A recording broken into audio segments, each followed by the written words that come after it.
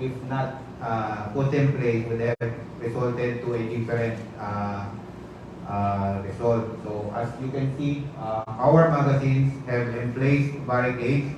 Again, in this, just like what happened last night, this prevented the spread of the fire and the explosion to the other magazines inside the ammo complex. And of course, we do have firefighting equipment in place, as shown in the left pictures. Also, we have round-the-clock guard system, which proved very important last night because it gave us the early warning, ample time for us to react, evacuate our personnel initially, as well as the civilians that are living near the ammo complex. So this, our round-the-clock system again uh, help us to react faster. Then I'd just like to show that we do endeavor to make our facility safe. As shown is our updated fire safety certificate. We do ask the assistance of our Bureau of Fire Protection to help us assess our facilities, check if there are any improvement for us to be given the fire safety certificate. Each of the magazine in the ammo complex was actually inspected one by the Bureau of Fire before giving us the certificate. Again, this is just to ensure that our facilities are safe. However, again, because of the unfortunate incident, we do have some injured person. Shown are the names of the different civilians, age 45, 15, and 20 years old.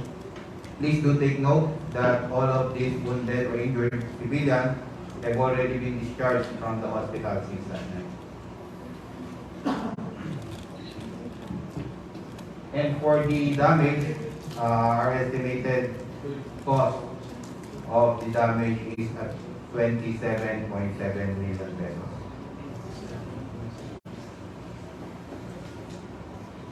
I'd like to show the different actions taken by 4ID and our unit to address the incident. Initially, a 500-meter radius cordon area was established. Again, considering the involved materials are explosives that can throw trajectories or projectiles up to 500 meters. This is again to ensure that we will minimize the exposure of the civilians that are living within this 500-meter radius. Also, there were 11 fire trucks. I'd like to take this opportunity to thank the Cagayan de Oro City Fire Station as well as the volunteer firefighters that help us in addressing or fighting the fire last night. They were with us until 0500 or 5 a.m. this morning. So when the incident started, these firefighters were with us. And of course, as mentioned, with the cordon 500-meter radius, we did evacuate the different families, around 61 families and 321 individuals in total, with 2 evacuation centers established at Patag, Barangay Overcourt, and the gym inside the camp, the 4IT gym. And with our medical personnel, we also administered medical attention as well as stress debriefing and psychosocial support interventions to the affected individuals at the evacuation center. So we preposition those medical personnel to provide these services. Again, we'd like to acknowledge the barangay officials of Barangay Patag and Cagayan de Oro city social welfare department for jointly assisting us for the requirements of the affected families.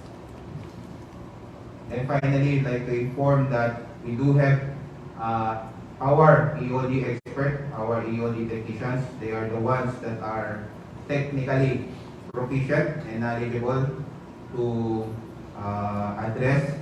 They were with us as we fight the fire, and up to now as we clear the debris and different unexploded ordnance of food or also. And then we have also invited the SOCO for a conduct of a joint investigation to assist us in further conducting the investigation. So, next, for our timeline for the different way ahead, this is initially for us for the different activities, wherein our aim is to conduct and finish the investigation, as well as to ensure that the families are returned already, and we have cleared the debris and recovered any remaining unexplosive ordnance. So our latest is by 21 July we should be finished with these activities.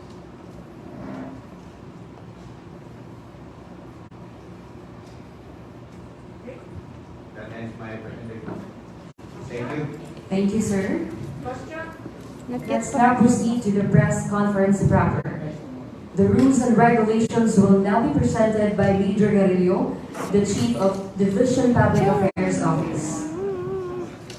Magandang hapon ulit sa lahat ng ating media participants, of course, our Commanding General Philippine Army, Lieutenant General Tunay U.S. Brother Jr.